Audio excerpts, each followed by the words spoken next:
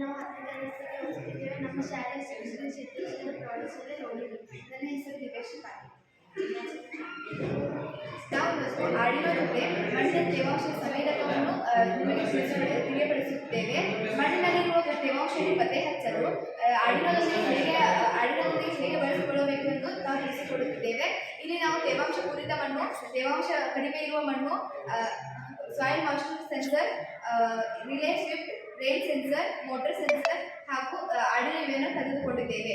ಈ ಯೋಜನೆಯನ್ನು ಮಣ್ಣಿನ ತೇವಾಂಶ ಸಂವೇದಕದ ಜೊತೆಗೆ ಆಡಿನೋವನ್ನು ಹೇಗೆ ಸಂಪರ್ಕಿಸಬೇಕು ಅದನ್ನು ತಿಳಿಸಿಕೊಡುತ್ತೇವೆ. ಮತ್ತು ನಾವು ಮೊದಲಿಗೆ ಮಣ್ಣಿನ ಸಂವೇದಕದ ತೇವಾಂಶದ ಬಗ್ಗೆ ನಾವು ಮೂಲಕ ಪ್ರಾರಂಭಿಸ್ತಾ ಹೋಗುತ್ತೇವೆ. ಇದರ ಮೂಲಕ ನಾವು ನಿಮಗೆ ಡೆಮೋವನ್ನು ನೀಡಿ ಆಡಿನೋದೊಂದಿಗೆ ಸಂಪರ್ಕಿಸಿ ಡೆಮೋವನ್ನು ನೀಡಿ ಅದು ಹೇಗೆ ಕಾರ್ಯನಿರ್ವಹಿಸುತ್ತದೆ ಎಂಬುದರ ಬಗ್ಗೆ ತಿಳಿಸಿಕೊಡುತ್ತೇವೆ. ಸರಿ, ನಮ್ಮ ಮಣ್ಣು ತೇವಾಂಶ ಸಂವೇದಕಕ್ಕೆ ಬಂದಾಗ ನಾವು ಅಲ್ಲಿ 4 ವಿಷಯಗಳನ್ನು ನೋಡುತ್ತೇವೆ. ಅವುಗಳೆಂದರೆ PCC, ಔಟ್ ಮತ್ತು GNDಗಳನ್ನು ನೋಡುತ್ತೇವೆ. PCCಯು ಇದರ ಶಕ್ತಿಯ ಮೂಲ ಕೇಂದ್ರವಾಗಿದ್ದು ಇದು ಈ ಸಂಪೂರ್ಣ ಕಾರ್ಯಾಚರಣೆಯನ್ನು ನಡೆಸಲು ಸುಗಮಗೊಳಿಸಲು ಸಹಾಯಕಾರಿಯಾಗಿದೆ. ಮುಂದೆ ನಾವು ನಂತರ GNDಯನ್ನು ಪಡೆದುಕೊಳ್ಳುತ್ತೇವೆ. GNDಯು ಒಂದು ಕ್ಲಾಸಿಕ್ ಗಾರ್ಡ್ನ ಒಂದು ಪಿನ್ ಆಗಿದೆ. ಇದು ಈ ಪ್ರೋಗ್ರಾಮ್ಗೆ ಸ್ಥಿರತೆಯನ್ನು ಒದಗಿಸುತ್ತದೆ. ಮುಂದೆ ಔಟ್ನಲ್ಲಿ ಒಂದು ಮ್ಯಾಜಿಕ್ ನಡೆಯುತ್ತದೆ. ಇದರಲ್ಲಿ ಔಟ್ನಲ್ಲಿ ಒಂದು ಮ್ಯಾಜಿಕ್ ನಡೆಯುತ್ತದೆ. ಇದು ಅನ್ಲಾಕ್ ಡೇಟಾವನ್ನು ನಮಗೆ ನೀಡುತ್ತದೆ. ಇದರಿಂದ ನಾವು ಮಣ್ಣಿನ ತೇವಾಂಶದ ಫಲವತ್ತತೆಯನ್ನು ತಿಳಿದುಕೊಳ್ಳಲು ಸಹಾಯ ಮಾಡುತ್ತದೆ. ಕೊನೆಯದಾಗಿ ಆದರೆ ಕನಿಷ್ಠವಲ್ಲ, ನಾವು ಮುಂದೆ ಔಟ್ ಡೇಟಾವನ್ನು ಪಡೆದುಕೊಳ್ಳುತ್ತೇವೆ. ಇದು ಡಿಜಿಟಲ್ ಡೇಟಾವನ್ನು ನಮಗೆ ತಿಳಿಸಿಕೊಡುತ್ತದೆ. ಇದರಿಂದ ನಾವು ಮಣ್ಣಿನ ತೇವಾಂಶದ ಸ್ಥಿರತೆಯ ಬಗ್ಗೆ ಬೈನರಿ ಮಾಹಿತಿಯನ್ನು ಪಡೆದುಕೊಳ್ಳುತ್ತೇವೆ. ಸರಿ, ನಮ್ಮ ಮಣ್ಣಿನಲ್ಲಿರುವ ಒಂದು ತೇವಾಂಶ ಸಂವೇದಕದ ಸಿಸ್ಟಮ್ಗೆ ವಿಘಟಕಗಳಾಗಿ ಬಂದಾಗ ಅಲ್ಲಿ ನಾವು 2 ಪ್ರಮುಖ ವಿಭಾಗಗಳನ್ನು ಗುರುತಿಸಿಕೊಳ್ಳುತ್ತೇವೆ. ಅವುಗಳೆಂದರೆ ಮಣ್ಣಿನ ತೇವಾಂಶದ ತನಿಖೆ, ಮಣ್ಣಿನ ಸಂವೇದಕದ ತನಿಖೆ ಮತ್ತು ಎಲೆಕ್ಟ್ರಾನಿಕ್ ಮಾಡ್ಯೂಲ್ ಸಂವೇದಕದ ತನಿಖೆ. ಈ ಕ್ರಿಯೆಯು ಮಣ್ಣಿನಲ್ಲಿರುವ ಸಂವೇದಕದ ತನಿಖೆಯು ಮಣ್ಣಿನಲ್ಲಿರುವಂತಹ ಫಲವತ್ತತೆಯನ್ನು ತಿಳಿದುಕೊಳ್ಳಲು ಮತ್ತು ಮಣ್ಣಿನ ತೇವಾಂಶವನ್ನು ಕಳಿಸಿಕೊಳ್ಳುತ್ತದೆ. ಅದರ ಜೊತೆಗೆ ಇದು ಒಂದು ಸಣ್ಣ ಸಿಪಾಯಿಯಂತೆ ಕಾರ್ಯನಿರ್ವಹಿಸುತ್ತದೆ. ಮುಂಚೂಣಿಯಲ್ಲಿರುವ ಸೈನಿಕ ಎಂದು ಕೂಡ ನಾವು ಕರೆಯುತ್ತೇವೆ. ನಂತರ ನಾವು ಎಲೆಕ್ಟ್ರಿಕಲ್ ಮಾಡ್ಯೂಲ್ ಸಂವೇದಕಕ್ಕೆ ಬಂದಾಗ ಅದು ಒಂದು ನಮ್ಮ ಹಿಮ್ಮೆದುಳಿನಂತೆ ಕಾರ್ಯನಿರ್ವಹಿಸುತ್ತದೆ. ಇದರಿಂದ ನಾವು ತೇವಾಂಶದ ಒಂದು ಪ್ರಮಾಣವನ್ನು ತಿಳಿದುಕೊಂಡು ಅದನ್ನು ಅರ್ಥ ಮಾಡಿಕೊಳ್ಳಲು ಇದೊಂದು ಪ್ರಯೋಗವನ್ನು ಮಾಡುತ್ತದೆ.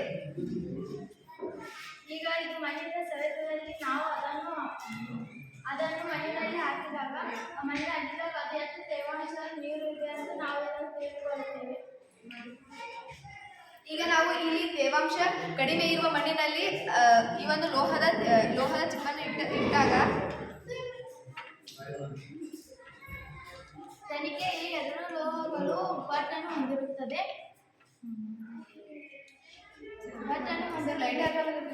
ತೇವಾಂಶ ಕಡಿಮೆ ಇರುವ ಮಣ್ಣಿನಲ್ಲಿ ಒಂದು ಲೋಹದ ಚಿಪ್ಪನ್ನು ಹಾಕಿದಾಗ ಇಲ್ಲಿ LED ಲೈಟ್ ಹತ್ತುವುದಿಲ್ಲ ಮತ್ತು ಮೋಟರ್ ಆನ್ ಆಗುತ್ತದೆ. ಅದೇ ರೀತಿಯಾಗಿ ನಾವು ಒಂದು ಸ್ವಲ್ಪ ಜಾಸ್ತಿ ತೇವಾಂಶ ಇರುವ ಮಣ್ಣಿನಲ್ಲಿ ಈ ಒಂದು ಲೋಹದ ಚಿಪ್ಪನ್ನು ಇಟ್ಟಾಗ ಇಲ್ಲಿ LED ಲೈಟ್ ಹತ್ತುತ್ತದೆ ಮತ್ತು ಮೋಟರ್ ಆಫ್ ಆಗುತ್ತದೆ.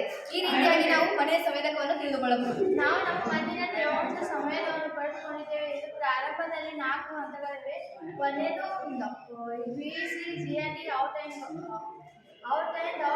ಮತ್ತು VC, GND ವಿದ್ಯುತ್ ಕೇಂದ್ರಗಳ ಸಂವೇದಕವನ್ನು ರಸವನ್ನು ಹೀರಿಕೊಳ್ಳುತ್ತವೆ.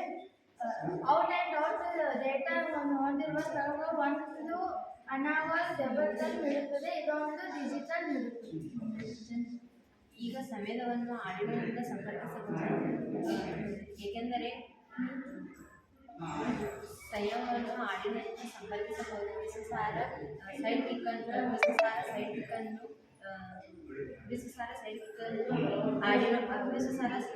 ಆಡಿನೋದಿಂದ ಮತ್ತು GNDಗಳನ್ನಾಗಿ ಬಳಸಿಕೊಳ್ಳಬಹುದು. ಏಕೆಂದರೆ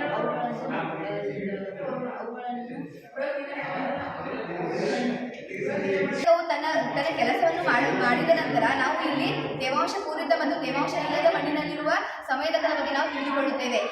ಒಂದು ವೇಳೆ ಈ ಒಂದು ಸಂವೇದಕ ತೇವಾಂಶ ಪೂರಿತ ಮಣ್ಣಿನಲ್ಲಿ ಈ ಒಂದು ಚಿಪ್ಪನ್ನು ಇಟ್ಟಾಗ ಲೈಟ್ ಹತ್ತುತ್ತದೆ. ಆದರೆ ತೇವಾಂಶ ಕಡಿಮೆ ಇದ್ದ ಮಣ್ಣಿನಲ್ಲಿ ಈ ಒಂದು ಲೈಟ್ ಹತ್ತುವುದಿಲ್ಲ, ಅದರ ಬದಲಾಗಿ ಮೋಟರ್ ಆನ್ ಆಗುತ್ತದೆ. ಇಷ್ಟು ಹೇಳಿ ನಮ್ಮ ಪ್ರಯೋಗ ಮುಗಿಸುತ್ತೇವೆ. ಧನ್ಯವಾದಗಳು.